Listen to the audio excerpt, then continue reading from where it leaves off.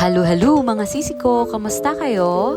And for today's video, samahan nyo kami sa aming Saturday ganap. Yan, maaga nga kaming nagising, kaya pumunta kami sa panaderya para bumili ng mainit na pandesal. At syempre, Sabado ngayon, kaya walang pasok, kaya kagabi pa lamang nag-isip na ako ng lulutuin ko para sa aming pananghalian hanggang sa dinner. Kaya ang naisip ko ay tedan, kalderetang, spare ribs. After nga namin mamalengke, ayan, nilinisan ko at pinagagayat ko yung mga gulay. Pagpasensyahan nyo na po na ako ay nakasando dahil nga sa sobrang init. Grabe, alam nyo po kahapon ko pa iniintay talaga ang ulan.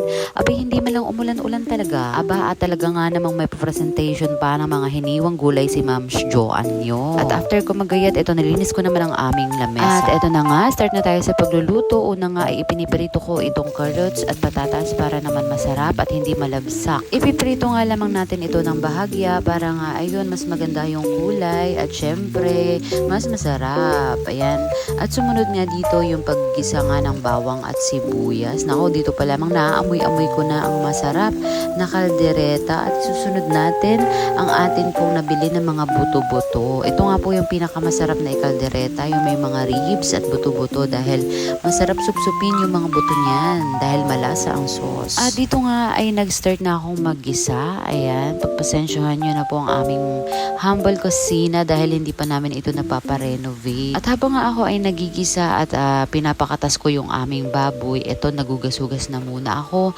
para hindi naman nakakairita sa mata yung maraming kalat, diba? So, syempre nakakairita talaga yung ganyan. At syempre, habang nga ako ay naghuhugas at nagluluto, ay nagbubunga nga rin po ako. Syempre, multitasking po tayo dahil meron tayong makukulit na mga bata. Pero syempre naman, sila rin naman yung kasiyahan natin bilang sila ay ating mga junakis. Kaya't walang sawa pa rin natin silang aalagaan. At maya-maya pa nga lamang ay nakita ko na nagsabaw-sabaw na tong ginasa kong karneng baboy, kaya nilagyan ko na rin ng mga papalasang sangkap katulad nitong green peas, asin, paminta, at syempre naglalagay tayo ng peanut. Dahil ang peanut nga ang magpapasarap sa ating pork caldereta. O tingnan nyo naman, amoy pa lamang yan, ulam na. At ang masarap pa nga dito ay yung maghihiwalay na mismo yung balat doon sa buto. Naku, sarap talaga ng kain nito.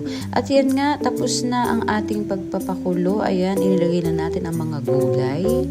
At naglagay din tayo dito ng tomato sauce. Isang kutsara lang po dahil ayaw natin ng medyo maasim. At eto, nilagay ko rin si bell pepper at tinayaan ulit na kumulo ng kumulo. At maya-maya nga ay pinatay ko na ito. At ayan, nakikita nyo naman si Lucas. Talaga namang nakikimali-mali na rin o nakikialam na naman. At ito nga, after nga natin magluto ng ulam, tayo ay magsasaing na dito sa ating napaka-cute na kaldero. Alam nyo po yung kaldero na yan, bigay pa ng aking biyanan. Na talaga nga namang napakasarap sa ingan. O diga, tingnan nyo, si Lucas talaga namang nakikialam. After ko nga ibabae, ito pinagpatuloy ko ang aking pagsasaing. At pagkaluto nga ng ating sinaing, tayo ay naghaliin na nga at makakain na. Talaga namang gutuman na dahil past 12 na ito. At tingnan nyo naman si Ate Isi, talagang tuwang-tuwa. At ang Kuya Lucas, syempre, diba? Excited laging kumain. Napawaw pa nga siya nung nakita niya ang kanyang ulam. At syempre tayo, no rice. Si Gael, tingnan nyo, nakikisali na rin. Thank you Lord sa lahat ng blessings. So, paano? Doon na lang muna. Thank you for watching. Babush!